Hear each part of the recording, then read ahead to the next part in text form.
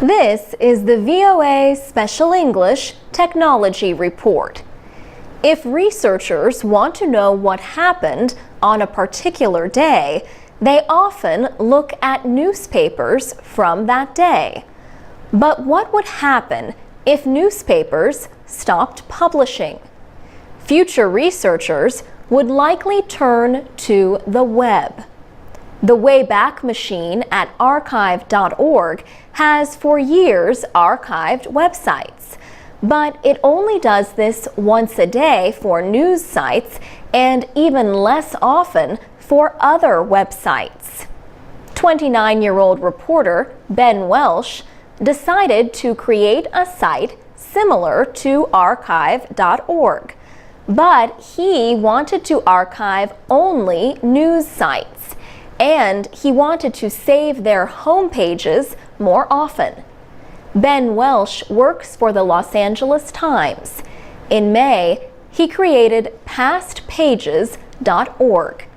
His website saves the home pages of 70 news websites from around the world once an hour.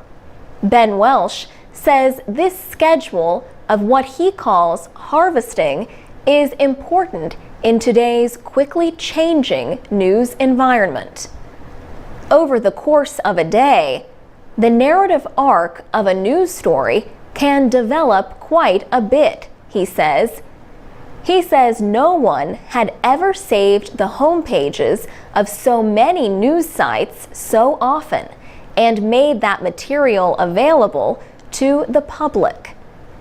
He hopes to keep adding to the site until it is archiving material from up to 300 sites. Ben Welsh spends about $60 a month on storage space for pastpages.org. He feared the cost would increase beyond what he could afford, so he asked people for help through Kickstarter. People use that website to seek money for creative projects.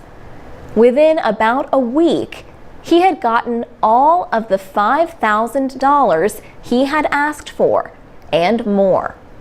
Ben Welsh says he will use the money to expand his website.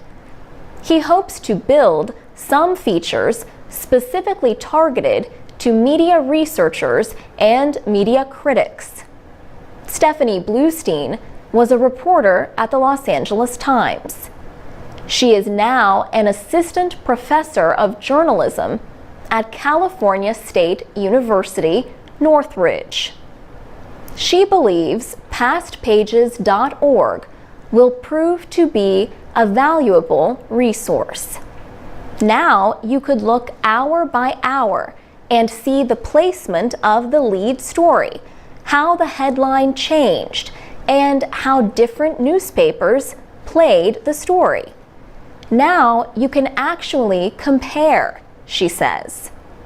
Professor Bluestein says news today changes so quickly, even archiving once an hour may soon not be enough. For VOA Special English, I'm Alex Villarreal. To learn English and get more technology news, go to voaspecialenglish.com.